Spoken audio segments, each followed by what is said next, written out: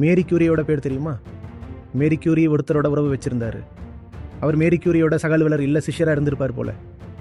அதனால அந்த உறவு முறையை அடல்ட்ரின்னு சொன்னாங்க.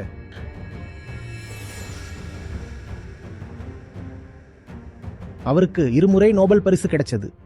நோபல் பரிசு கிடைச்சதுக்கு அப்புறம் அவருக்கு ஒரு பொது நிகழ்ச்சியில பாராட்டு விழா ஏற்பாடாகி இருந்தது. சில பேர் அதை தடுக்க முயற்சி செஞ்சாங்க. நீங்க ஒரு ஆளோட தவறான உறவு வச்சிருக்கீங்க, நீங்க அரசரோட கை குலுக்க கூடாது, உங்க மாதிரி அடல்ட்ரஸோட எல்லாம் அரசர் கை குலுக்குவாரா என்னன்னு கேட்டாங்க.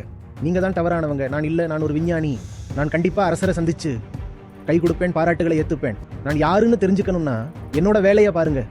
என்னோட தனிப்பட்ட வாழ்க்கையில தலையிட தேவையில்லை. 2 வேறுபட்ட துறைகளில் எனக்கு நோபல் பரிசு கிடைச்சிருக்கு, நான் அதுதான். இந்த கதை உங்களுக்கு ரொம்ப போரடிக்குதா? நீங்க ஏன் இதெல்லாம் தெரிஞ்சுக்கல? இந்திய விஞ்ஞானிகளை பத்தின கதைகள் எல்லாம் ஏன் உங்களுக்கு சொல்லல? அவங்கள பத்தி தெரிஞ்சுக்கிறதும் ரிஷிகளை பத்தி தெரிஞ்சுக்கிறதும் ஒண்ணுதான். அறிவியல் பார்வை இருந்தா மூட நம்பிக்கையிலிருந்து தப்பிக்க முடியும், மோசடி சாமியார்களிடமிருந்தும் தப்பிக்க முடியும். பிறகுதான் முக்திக்கான வழியே உங்களுக்கு திறக்கும்.